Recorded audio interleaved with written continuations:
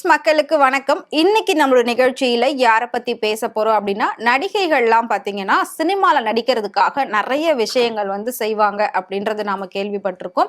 அந்த வகையில டைரக்டர் என்ன சொல்றாங்களோ அதை வந்து ஒரு நடிகை கேட்டா அவங்களால பெரிய ஆளா ஆக முடியும் அப்படின்ற ஒரு பேச்சு இன்னைக்கு வரைக்கும் சினிமாவில் அதிகமாவே இருக்கு. அதை பத்தி நாமளும் நிறைய வீடியோஸ்ல பேசியிருப்போம், நிறைய இன்டர்வியூஸ்ல பார்த்திருப்போம். ஸோ அந்த வகையில பாக்குறப்போ ஒரு சில நடிகைகள்லாம் பட வாய்ப்புகள் வரும்போது அதை பயன்படுத்தி நல்லபடியா நடிக்கிறாங்க. இருந்தாலும் அந்த பண போதை, புகழ் போதை அப்படிங்கிறது அவங்களை இன்னும் அதிகமாக தவறு செய்ய தூண்டுது அப்படின்றதுதான் உண்மை. அந்த மாதிரி நிறைய பிரச்சனைகள்ல, அதாவது தேவையில்லாத வேலைகள் செஞ்சு, பணத்துக்காக தேவையில்லாத வேலைகள் செஞ்சு போலீஸ் கிட்ட வசமா சிக்கிய ஒரு சில முக்கியமான நடிகைகள் இருக்காங்க. அவங்க யாரு அப்படின்றது தான் இப்ப நாம பார்க்க போறோம். அதாவது தவறான தொழிலை செஞ்சு அது மூலயமா நிறைய பணங்களை வந்து எடுத்து அதுக்கப்புறமா அதுல பிரச்சனையும் சந்திச்சு போலீஸ்லயும் மாட்டிருப்பாங்க. சோ அந்த மாதிரி முக்கியமான நடிகைகள்ல நம்ம எல்லாருக்குமே தெரிஞ்ச முதல் நடிகை யாரு அப்படின்னா புவனேஸ்வரி தான். இவங்களும் எந்த ஒரு பின்புலமும் இல்லாம சினிமாவுக்குள்ள வந்தாங்க. வந்த உடனே இவங்களுக்குன்னு ஒரு நல்ல வாய்ப்புகள் பெரிய அளவுல எதுவுமே கிடைக்கல. சினிமாவை பொறுத்த வரைக்கும் ஃபர்ஸ்ட் ஒரு நடிகையோ இல்ல நடிகரோ எந்த மாதிரி கேரக்டர் சூஸ் பண்ணி நடிக்கிறாங்களோ பார்க்கக்கூடிய ஆடியன்ஸ் அந்த டைரக்டர்ஸோடைய மைண்ட் செட் எப்படி இருக்கும்னா, இவங்க இதுக்கு மட்டும் தான் சூட் ஆவாங்க அப்படின்னு வந்து அப்படியே ஃபிக்ஸ் பண்ணிடுவாங்க. ஸோ அதனால ஒரு ஐட்டம் சாங்குக்காக ஒரு ஹீரோயின் வராங்க அப்படின்னா அவங்களை கடைசி வரைக்கும் ஐட்டம் சாங்குக்காக மட்டும் தான் யூஸ் பண்ணுவாங்களே தவிர மற்றபடி ஒரு நல்ல கேரக்டரோ இல்லாட்டி நெகட்டிவ் ரோலுக்கோ யூஸ் பண்ணவே மாட்டாங்க. அந்த மாதிரி தான் புவனேஸ்வரியையும் எல்லாருமே வந்து யூஸ் பண்ணியிருந்தாங்க. பட் ஒரு காலகட்டத்தில் என்ன ஆயிடுச்சு அப்படின்னா அவங்களுக்கான வாய்ப்புகள் பெரிய அளவில் இல்லாம போயிடுச்சு. ஏன்னா கிளாமர் காட்டி சினிமாவில் ரொம்ப நாளைக்கு நிலைக்க முடியுமா அப்படின்னு கேட்டால் கண்டிப்பா அது முடியவே முடியாது. அதனால அவங்களுக்கான வாய்ப்புகள் குறையும் போது அவங்க என்ன பண்ணாங்க அப்படின்னா தவறான தொழிலில் ஈடுபட்டு அது மூலமா நிறைய பிரச்சனைகளை வந்து ஃபேஸ் பண்ணியிருந்தாங்க. சோ புவனேஸ்வரி வந்துட்டு விளம்பர படங்கள் நடிச்சிருக்காங்க. அதுக்கு தாண்டி நிறைய சீரியல்ஸ் பண்ணிருக்காங்க. பட் பண்ணக்கூடிய எல்லா சீரியல்லுமே நெகட்டிவ் ரோல் தான் அவங்களுக்கு கொடுப்பாங்க. ஏன்னா அவங்களோட ஃபேஸ் கட், பாடி லாங்குவேஜ் இது எல்லாமே பாத்தீங்கன்னா ஒரு வில்லிக்கான அத்தனை அம்சங்களும் அவங்க கிட்ட இருக்கும். அதனால நெகட்டிவ் ரோல் தான் மேக்சிமம் அவங்களுக்கு வரும். அதை தாண்டி படத்துல, பாய்ஸ் படத்துல பாத்தீங்கன்னா அவங்கள வந்துட்டு ஒரு தப்பான தொழில் செய்யற பொண்ணு மாதிரி காமிச்சிருப்பாங்க. சோ அதே மாதிரி அவங்கள பார்க்கக்கூடிய மத்தவங்களோட மைண்ட் செட்டுமே இவங்க இப்படிதான் அப்படின்னு ஃபிக்ஸ் பண்ணிட்டாங்க. அவங்களும் தன்னுடைய வாழ்க்கையில யாரை பார்த்தாலும் நம்மளை இப்படிதானே கேட்கிறாங்க, நம்மளை இப்படிதானே நினைக்கிறாங்க, நம்ம ஏன் அப்படியே மாறக்கூடாது அப்படின்றதுக்காக சோ அந்த மாதிரி தொழிலெல்லாம் செஞ்சு போலீஸ் கிட்ட மாட்டி கோர்ட்டு கேஸ் அப்படின்னு அலைஞ்சி அதுக்கப்புறமா அவங்க அதுல இருந்து வெளியில வந்து இப்போ எங்க இருக்காங்க அப்படின்னு பாத்தீங்கன்னா ஈரோடு கிட்ட ஒரு காளி கோயில்ல சாமியாரா உட்கார்ந்து இருக்காங்க. அதாவது எதுவுமே வேண்டாம் அப்படின்னு சொல்லி எல்லாத்தையும் வந்து விட்டுட்டு போயிட்டு இன்னைக்கு சாமி கிட்ட தஞ்சம் அடைஞ்சிருக்காங்க.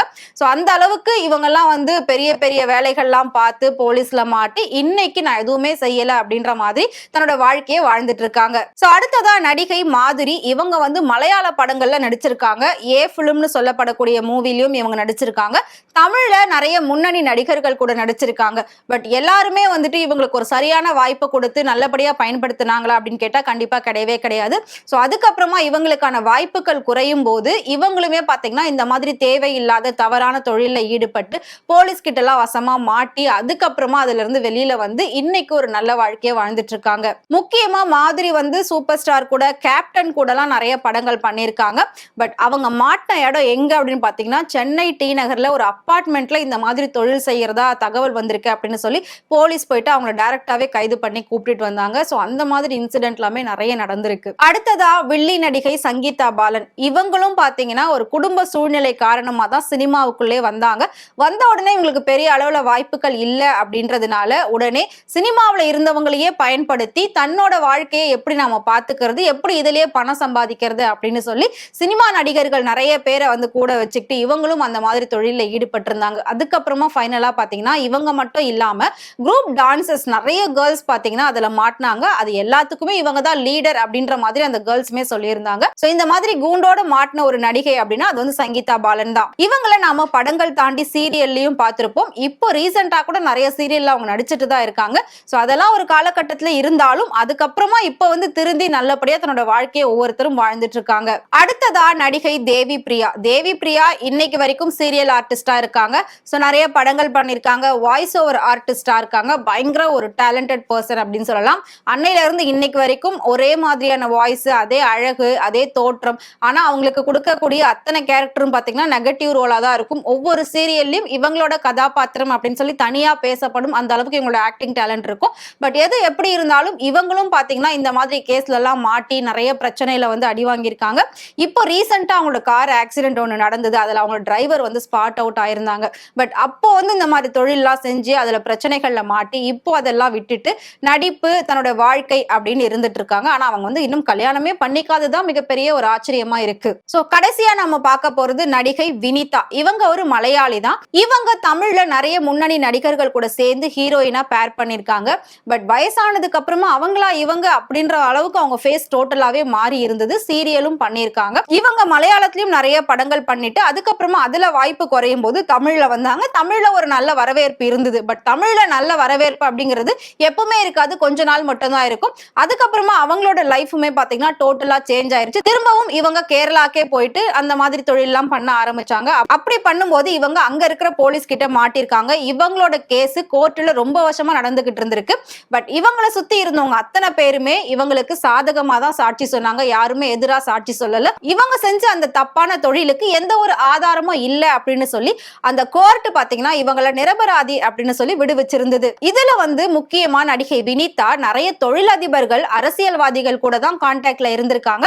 சோ அவங்களுக்கு தேவையான எல்லா விஷயமும் இவங்க சப்ளையும் பண்ணிருக்காங்க. சோ இவங்களோட பிரச்சனை மிகப்பெரிய அளவுல பேசப்பட்டது. பட் அந்த காலகட்டத்துல எல்லாம் சோசியல் மீடியாவுன்னு ஒண்ணு இல்லாம இருந்ததுனாலதான் இவங்கெல்லாம் இன்னைக்கு யாரு என்னென்ன தப்பு பண்ணிருக்காங்க, இவங்களுக்கு பின்னாடி என்னென்ன பிரச்சனைகள் நடந்திருக்கு அப்படின்றது இன்னைக்கு வந்து இருக்கக்கூடிய நிறைய பேருக்கு தெரியறது இல்ல. மேபி அப்பவே சோசியல் மீடியா இருந்தது அப்படின்னா இன்னைக்கு இவங்க எல்லாம் இருக்கிற இடமே தெரிஞ்சிருக்காது. அந்த அளவுக்கு பிரச்சனை வந்து பெருசா போயிருக்கும். சோசியல் மீடியா இல்லாததால இந்த மாதிரி விஷயங்கள்லாம் வந்து மக்களுக்கு பெரிய அளவுல தெரியல. பட் இதெல்லாம் வந்து நம்ம நியூஸ்ல தான் பார்த்திருக்கோம். இந்த விஷயத்தெல்லாம் நியூஸ்லயே போட்டிருக்காங்க. நான் ஃபர்ஸ்ட் சொன்ன மாதிரி புவனேஸ்வரி கேஸ வந்து நிறைய டைம் நானே நியூஸ்ல பார்த்திருக்கேன். அந்த அளவுக்கு இந்த கேஸ் எல்லாம் பெரிய அளவுல பேசப்பட்டது. சோ இந்த மாதிரி ஒரு சில பிரச்சனைகளால தான் சினிமாவுல இன்னைக்கு வரைக்கும் கெட்ட பெயர் அவ பெயர் இருந்துகிட்டு இருக்கு. சோ அதனாலதான் பெண்கள்லாம் சினிமாவுக்கு வர்றதுக்கு ஒரு சிலர் பயப்படுறாங்க. வந்துட்டா இந்த மாதிரி நம்மளோட வாழ்க்கையில பிரச்சனைகள் ஏதாவது வந்துடுமோ அப்படின்ற ஒரு பயமும் இருக்கு.